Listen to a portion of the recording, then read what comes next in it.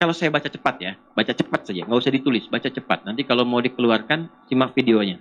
Lalu bermohon kepada Allah untuk dibimbing mampu mengamalkannya. Itu satu. Yang kedua, maka aku jamin hidupmu fala khaufun. Nggak akan pernah lekat dengan kegelisahan. Dan tidak pula mereka merasakan kesedihan. Artinya senang. Sumber solusi, pedoman berkehidupan, itu bahasa Qur'annya hudan namanya. Apa bahasa Qur'annya? Hudan. Dan memang Al-Quran diturunkan itu sebagai hudan. Solusi. Kalau solusi datang, gelisah atau tenang? Tenang. Kalau solusi datang, sedih atau senang? Jadi solusi itu mengantarkan pada ketenangan dan kesenangan. Karena itu konsepsi berkehidupan ketika datang hudan itu lekat dengan ketenangan dan kesenangan. Dan sayangnya Allah kepada hambanya saat Adam alaihissalam dan pasangannya Hawa alaihissalam diturunkan ke bumi sehingga melahirkan kita yang disebut dengan anak cucu Adam atau Bani Adam, maka Allah sertakan juga hudan supaya awal kehidupan sampai akhirnya selalu lekat dengan ketenangan dan kesenangan. Di mana ayatnya? Al-Baqarah di ayat ke-38. Qul nahbiqu minha jami'a fa imma ya'tiyannakum minni hudan faman tabi'a hudaya fala khaufun 'alaihim wala hum yahzanun. Adam, Hawa semua turun. Sekarang misi dimulai di bumi. Maka berdasarkan dengan engkau turun sekarang disertakan hudan. Petunjuk solusi dalam berkehidupan. Kalau engkau praktekkan, amalkan hudan dariku itu, maka aku jamin hidupmu fala khaufun. Nggak akan pernah lekat dengan kegelisahan. Lawan dari gelisah apa? Tenang. Artinya hidupnya akan cenderung tenang. Alaihim wala hum yahzanun. Dan tidak pula mereka merasakan kesedihan. Artinya senang. Jadi konsep dasar, ingat ya, konsep dasar berkehidupan di bumi itu tenang dan senang. Jadi baik kita di sini, ya di sini sekarang harusnya senang. Di sana pun di luar itu harusnya senang. Di sini, di sana, di mana-mana hatiku. Halo? Ya, ya. Tapi kan diteruskannya la tuh tidak gitu kan? Udah benar sampai situ, kenapa ditambah la? Jadi tidak, ya kan? Di sini, di sana, di mana-mana hatiku, udah sampai situ saja. La. Berarti nggak dapat itu. Kenapa nggak dapat? Karena hudannya nggak diikutin. Itu. Sekarang gini, yang punya solusi siapa? Yang punya rezeki siapa? Yang punya ilmu siapa? Anda minta rezeki, Allah kasih solusi, Allah kasih petunjuk. Petunjuknya nggak diikutin, yang nggak akan nyampe, Joni. Paham ya? Gitu. Jadi memang harus kita ikuti itu. Dan dahsyatnya kasih sayang Allah itu dijadikan setiap perpindahan generasi itu selalu ada hudannya. Dibedakan namanya, tapi fungsinya sama. Karena kebutuhan setiap generasi karakternya beda. Apakah sama umat Nabi Adam alaihissalam? Gak ada umat Nabi Adam kan ketika turun kan keluarga aja kan. Terus menyebar anak cucu. Jadi Nuh. Umatnya Nabi Nuh dengan umat Nabi Ibrahim sama gak karakternya? Tidak. Bahkan zaman Nabi Ibrahim saja sudah ada 2 kampung, nabinya 2. Kampung Nabi Ibrahim, kampung Nabi Lut. Itu keponakannya Nabi Lut, itu keponakan Nabi Ibrahim. Tugasnya beda wilayah. Ibrahim di kampung A, Lut di kampung B. Nanti ketika umat Nabi Lut akan dihukum itu karena menantang azab. Dan Allah menurunkan, itu malaikatnya singgah dulu di kompleknya Nabi Ibrahim. Baru ke situ. Itu nanti ada di Az-Zariyat, Quran surah 51 ayat 24-30. Supaya cepat saya lompat dulu. InsyaAllah hafal. هل أتاك حديث ضيف إبراهيم المكرمين إذ دخلوا عليه فقالوا سلام قال سلام قوم منكرون فراغ إلى أهله فجاء بإجل سمين فقربه إليهم قال ألا تأكلون فأوجس منهم خيفة قالوا لا تخف وبشروه بغلام عليم. Dan seterusnya sampai ditemukan kalimat qala fama khatbukum ayyuhal mursalun dan seterusnya ayat. Mampir dulu, artinya di satu masa ada 2 nabi. Apakah sama karakteristik umat Nabi Ibrahim dengan umatnya Nabi Musa? Tidak. Umat Nabi Musa dengan umat Nabi Daud? Tidak. Umat Nabi Daud dengan umat Nabi Isa? Itu sama-sama Bani Israel, cuman karakternya beda. Karena sudah melampaui beberapa masa, karakternya itu berbeda. Sesuai dengan pengaruh lingkungan, kreasinya beda-beda. Makanya nama kitabnya dibedakan. Nabi Musa nama kitabnya apa? Taurat. Nabi Isa apa? Injil. Nabi Muhammad apa? Al-Quran. Kitabnya beda, tapi fungsinya sama. Apa fungsinya? Hudan. Karena itu ketika Nabi Musa menerima kitab namanya Taurat, dijelaskan fungsinya hudan. Di mana ditemukan? Al-Isra. Surah 17. Ayat berapa? Ayat 2. Wa atayna Musal kitaba wa ja'alnahu hudan li Bani Israel. Isa, wa atainahul Injil fihi huda. Saya berikan Injil kata Allah, dalamnya ada hudan. Nabi Muhammad apa? Al-Quran. Isinya apa? Hudan. Syahrul Ramadan alladzi unzila fihil Quran hudan linnas. Di semua kitab itu fungsinya hudan. Cuma kalau kitab yang dulu terbatas di lokalnya. Untuk Bani Israel, kaum ini, ada kaum Thamud, kaum Ad. Selesai, lokal itu aja. Tapi Al-Quran untuk semua, linnas, semua manusia sampai kehidupan berakhir. Jadi kalau mau diurut dari Nabi Muhammad SAW sampai ke Nabi Adam, itu ada petunjuknya, hudannya ada. Muhammad SAW bin Abdullah, bin Abdul Muttalib, bin Hashim, bin Abdul Manaf, bin Qusay, bin Murrah, bin Kilab, bin Ka'ab, bin Ghalib, bin Fihr, bin Malik, bin Nadar, bin Kinana, bin Khuzaimah, bin Mudrika, bin Ilyas, bin Nizar, bin Mudar, bin Ma'ad, bin Adnan, bin Adi, bin Adri, bin Muqawwam, bin Nahur, bin Tarikh, bin Ya'rub, bin Yasjub, bin Nabit, bin Ismail alaihissalam, bin Ibrahim alaihissalam, kemudian bin Azar, bin Nahur, bin Abir, bin Kinan, bin Arfakhshad, bin Sam, bin Nuh alaihissalam, bin Mihlail, bin Matusyada, bin Kinan, bin Anwas, bin Tit, bin Adam alaihissalam. Itu semua punya pedomannya. Namanya hudan. Kalau kita ikuti, maka di situ solusi hidup kita. Makanya semua problem kehidupan itu solusinya ada di Quran. Dikeluarkan ayatnya. Kalau saya baca cepat ya, baca cepat saja, nggak usah ditulis, baca cepat. Nanti kalau mau dikeluarkan, simak videonya. Ya, lihat di YouTube-nya. Kita dari lahir nih, dalam kandungan, bagaimana prosesnya? Quran surah ke-22 ayat 5, surah Al-Hajj ayat ke-5. Nanti dijelaskan lagi di Al-Mu'minun surah yang ke-23 ayat 11 sampai dengan 13.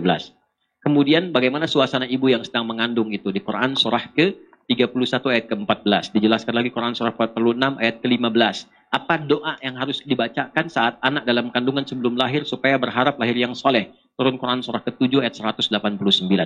Begitu dia terlahir, apa yang pertama diberikan kepada anak? Apa tugas pertama ayah? Apa tugas pertama ibu? Ibu fokus berikan ASI saja. Ayah cari kelengkapan untuk mendukung suasana emosional ibu itu baik. Turun Quran surah kedua ayat 233. Berikan maksimal kalau bisa sampai 2 tahun. Kalau ingin dilakukan. Apa pendidikan pertama dari 2 tahun sampai kebalik? Supaya tumbuh anak yang baik, taat pada orang tua, dekat dengan Allah, baik secara sosial.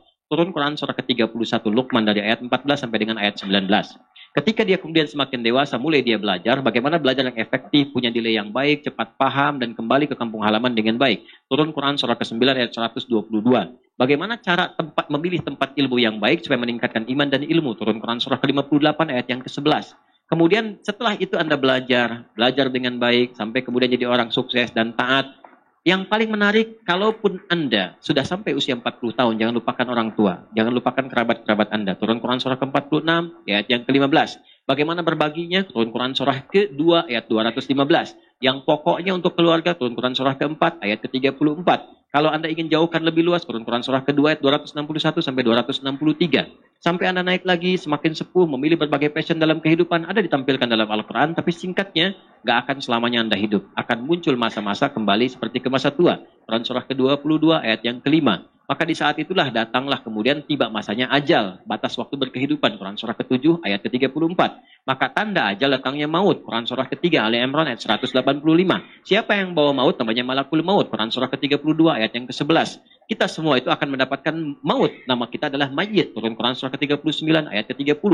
Maka siap-siaplah supaya pulangnya itu husnul khatimah. Panggilannya panggilan dengan nafsul mutmainnah. turun Quran surah ke-89 di ayat yang ke-27 sampai dengan ayat ke-30. Jangan macam-macam, berlaku yang tidak pantas sehingga terancam nanti pulang seperti Firaun, ditampakkan neraka pagi sampai petangnya. Turun Quran surah ke-7 dari ayat 42-nya sampai dengan ayat 49-nya sampai muncul kalimat A'rafnya.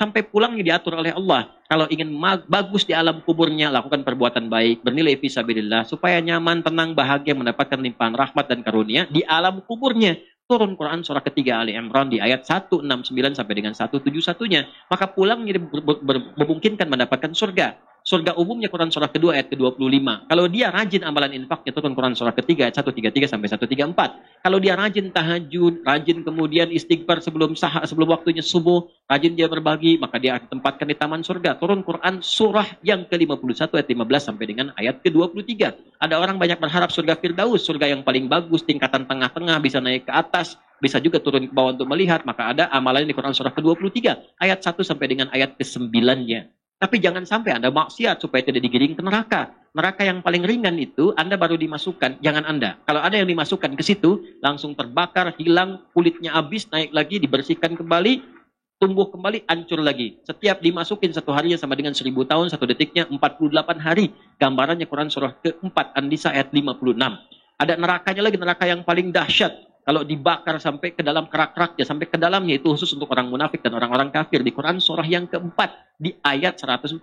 Karena itu jauhi sifat nifak. Di mana jauh sifat-sifat itu? Ada penyakitnya di Quran surah kedua ayat ke-10. Ciri-cirinya dari ayat 11 sampai dengan ayat 20 tetap di surah Al-Baqarah. Kemudian ciri-ciri utama ibadahnya dari Quran surah keempat ayat 142. Tapi dia bisa kembali kepada Allah kalau dia mau bertobat. Seperti keterangan di surah An-Nisa itu, kalau Anda baca, teruskan sampai ayat 145-nya.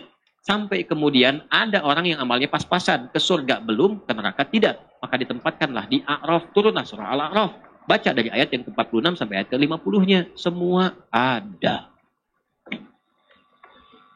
Apa yang enggak ada? Nanti detailnya lihat pada kehidupan Nabi. Penjelasan kehidupan Nabi disebut hadis, maka dikaranglah kitab hadis oleh para ulama. Nah, ada kitab hadis yang spesifik membimbing harian Nabi, namanya Jami'. Seperti ditulis Imam Al-Bukhari. Nama aslinya Muhammad, punya bapak namanya Ismail. Kakeknya Ibrahim. Kakek buyutnya Al-Mughirah, yang buyutnya Al-Bardizbah. Ya, tinggal di kecamatan Ju'fah, Kabupaten Bukhara, Provinsi Khorasan, sekarang negara Uzbekistan. Karena dari Bukhara dikenal dengan Al-Bukhari. Nulis kitab selama 16 tahun. Ditulis pertama di Masjidil Haram, diselesaikan di Masjid Nabawi. Nama kitabnya Al-Jami, As-Sahih, Al-Musnad, Al-Mukhtasar bin Umuri Rasulillahi sallallahu alaihi wasallam wa sunanihi wa ayyamihi. Disingkat dengan Sahih Al-Bukhari. Terdiri dari 97 topik. Setiap topiknya adalah kebiasaan Nabi sehari selama 24 jam yang bisa kita keluarkan. Tinggal kita mau belajar apa. Belajar iman, keluarkan kitabul iman. Belajar ilmu, keluarkan kitabul ilmi. Keluarkan aja topiknya. Kalau mau latihan tentang fikih, keluarkan kitab Sunan. Sunan Abu Dawud, Sunan At-Tirmidzi, ya, Sunan Ad-Darimi, Sunan Baihaqi, itu tuntunan ibadah. Hadis-hadis yang disusun dengan urutan fikih namanya sunan. Makanya kalau ngaji kitab sholat, kitab wudu, carinya kitab sunan supaya langsung tepat ke tujuan. Ya, kalau orang mengatakan yang Sahih Al-Bukhari saja, nah itu namanya orang belum ngaji hadis. Silahkan temukan di Al-Bukhari cara sujud dari intidal ke sujud sampai kiamat kurang 2 hari nggak akan ditemukan. Karena adanya di Sunan Abu Daud. Ya. Di Abu Daud nomor hadis 838 dari Wa'il bin Hujur dengan menggunakan lutut. Nomor hadis 840 dari Abu Hurairah dengan menggunakan kedua telapak tangan. Gitu. Nanti ada hadis lagi yang menunjukkan apa? Menunjukkan inspirasi sahabat-sahabat Nabi berapa banyak mengumpulkan hadis. Kita pelajari siapa mereka. Karena ngaji hadis yang efektif itu begini, kalau mau kita agak lebih lengkap, sebelum baca sanadnya, ya sebelum baca matannya, matan itu isinya, informasinya, lihat siapa orang meriwayatkan. Gimana bisa meriwayatkan ini? Bangun tidur baca doanya apa? Alhamdulillahilladzi ahyana ba'dama amatana wa ilaihin. Siapa yang meriwayatkan hadis itu? Hah? Yang riwayatkan itu namanya Jundub bin Junada dan Muaz bin Jabal. Siapa Jundub itu? Asalnya seorang pembegal. Dari kampung, sekampung itu begal semua. Kampungnya namanya Gifar. Kampung itu kampung begal, namanya Gifar. Ini masuk Islam. Bagus Islamnya sampai jadi da'i, sampai hafal hadis, banyak hadis, dakwahi masyarakatnya. Sampai banyak orang di kampung masuk Islam. Di dol desa masuk Islam. Bagus Islamnya. Maka dengan bangga beliau mengatakan, saya dari Gifar. Tambahkan al di depannya, ujungnya i, al-Ghifari. Maka kunyahnya Abu Dzar al-Ghifari. Maksudnya menginspirasi. Dulu saya ini kurang bagus. Sekampung juga nggak bagus. Tapi ketika saya memeluk Islam, Islam membimbing saya menjadi lebih baik. maka jadilah seperti saya. Jadi lebih baik. Jadi seperti yang lain. Jadi lebih baik. Itu inspirasi. Kenapa coba namanya Abu Hurairah? Hah? Padahal nama aslinya Abu Abdurrahman. Namanya Abdurrahman bin Sakhr. Abdurrahman bin Sakhr. Itu nama aslinya. Kenapa disebut dengan Abu Hurairah? Itu ada kisahnya. Siapa yang meriwayatkan hadis bangun tidur duduk dulu? Usap hilangkan ngantuknya. Siapa yang meriwayatkan hadis kalau salat tarawih atau salat qiyamul lail malam 11 rakaat? Siapa yang meriwayatkan hadis kalau kita berdiri yang anak bisa sejajar dengan kita? Itu anak kecil. Namanya Abdullah, anaknya Abbas, Ibnu Abbas. Ya. Di mana ditemukan? Di Abu Daud, nomor hadis 1367. Itu anak kecil numpang tidur di rumah bibinya Sayyidah Maimunah radhiyallahu taala anha untuk melihat kebiasaan Nabi bangun malam. Bapaknya siapa? Abbas. Siapa Abbas itu? Paman Nabi. Pebisnis, sukses luar biasa. Sejak meninggalkan riba, bisnisnya lebih sukses. Dan dibebaskan ribanya oleh Nabi. Kita belajar, apa itu riba? Kenapa mesti ditinggalkan? Inspirasinya apa? Bagaimana rasanya meninggalkan itu? Itu ada babnya semua. Ngajinya begitu. Nah itulah, kalau kita keluarkan, ini Abdullah bin Abbas, Ibnu Abbas berapa hadisnya? 2000 hadis. Abbas berapa? 200 hadis. Sayyidah Aisyah berapa? Ibnu Umar berapa? Hadisnya dikeluarkan, orang-orang itu kita jadikan inspirasi, diikutin. Jadi kalau Anda ingin kaya dari jalur harta, pelajari fikihnya Utsman, Abdurrahman bin Auf, pelajari sirahnya. Keluarkanlah kitabnya, keluarkan hadisnya. Di mana? Lewat kitab Musnad namanya. Di antara imam yang mengarang Musnad namanya Imam Ahmad bin Hanbal, punya kitab Al-Musnad. Kalau ingin cari hadis terkait dengan fikih juga, atau mencari kayak turunan-turunan ditemukan di mana, ada di mana, maka cari Mu'jam, karangan At-Tabrani. Begitu cara kita memosisikannya. Kalau kita jadikan seperti itu acuan, kita pakai dalam kehidupan, maka dapat disolusi. Itu cara memahami Quran sebagai solusi. Membaca bagus, ada pahala. Tapi kalau nggak pernah kaji, nggak akan paham. Baca Alam Nasroh, tapi hati nggak pernah syarah. Ya, hatinya nggak pernah insyirah. Kan baca Alam Nasroh itu supaya hatinya lapang. Ini Alam Nasroh dibaca, tapi hati nggak lapang-lapang. Apa yang salah? Baca udah di lapangan, ya? Tapi hati nggak lapang-lapang. Ya kan? Baca surah Al-Duha, tapi nggak pernah tercerahkan. Pasti ada masalah. Minimal baca Al-Duha itu tercerahkan. Mudah mengatasi kesulitan. Jadi ada ayat-ayat yang indah ketika dibaca. Itu memberikan pencerahan pada diri kita. Kapan itu terjadi? Ketika dipahami, ketika diamalkan. Itulah memahami Quran sebagai solusi. Ya. Bagaimana ingin konsisten begitu? Ya, ikuti saja kajian Al-Quran, Sunnah, Solution. Disingkat jadi Aqsa tiap malam Jumat. Paham insya Allah? Paham tidak? Paham ya. Banyak guru-guru kita yang baik-baik. Kita doakan. Kiai-kiai, asatidzah di sekitaran komplek, didoakan. Ya, supaya diikhlaskan, ditambah lagi ilmunya. Jangan doakan yang tidak, dan jangan dibanding-bandingkan.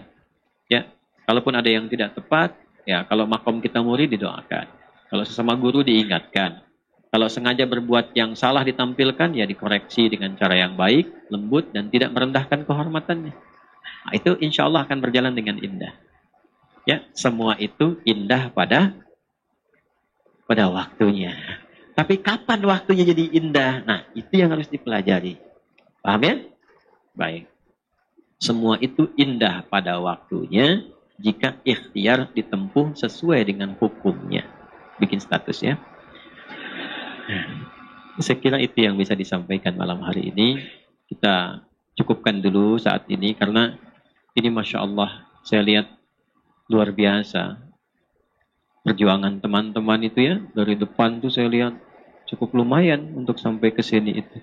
Ya, perjuangannya, jalannya, panitia juga Masya Allah saya lihat tuh. Begitu saya dapat kabar pertama kali, padahal saya minta staf saya untuk survei. Coba dia tanya siapa yang siap, begitu kirim jawaban, sudah pasang tenda. Masya Allah. Mang Miftahul Jannah ini spesial gitu ya, luar biasa. Mudah-mudahan panitia DKM disehatkan. Ya, diikhlaskan diberikan pahala yang baik. Terima kasih RT RW setempat, tugas kepolisian, terima kasih. Tertib nanti ya kembalinya. Ada 3 yang ingin saya sampaikan sebelum saya tutup. 1, ingat materi kita malam ini, lalu bermohon kepada Allah untuk dibimbing mampu mengamalkannya. Itu 1. Yang kedua, maka sekarang cara yang tepat untuk berlatih menjaga diri dari perbuatan yang terlarang, yaitu pahalanya 2 kali lipat. Yang ketiga, Alhamdulillah. Kadang kita memang mesti banyak juga sering menangis itu. Kita kadang merasa sudah rajin, ta'lim, baik atau mengajar. Tapi di ujung sana ada orang-orang yang istiqamah. Di lembah, puncak gunung, perempuannya masih menjaga hijab. Dilihat monyet aja malu buka hijab itu. Ya. Maka kenapa yang tinggal di lingkungan perkotaan dan sebagainya, kita tidak bisa bersikap seperti orang-orang seperti itu. Mereka tidak berkata kotor. Dan ketika di musola itu sebelum subuh kalimatnya, ya Allah, saya banyak dosa, ampuni saya ya Allah. Saya memang nggak pantas masuk ke surga Firdaus, tapi saya takut kalau nggak mendapatkan rahmatmu, nangis. Oh, kita itu kalau sudah dengar itu, ya Allah di daerah itu ya. Tapi juga mereka belum tentu bisa mendapatkan makanan daging seperti kita makan, walaupun mereka menikmati saja. Ya, karena itu tahun ini saya coba buat nanti ada gerakan untuk kurbannya khusus ya ke tempat-tempat yang memang kami sudah datangi, kami lihat yang mungkin setahun sekali baru bisa makan daging itu. Tapi kita batasi, nggak semuanya.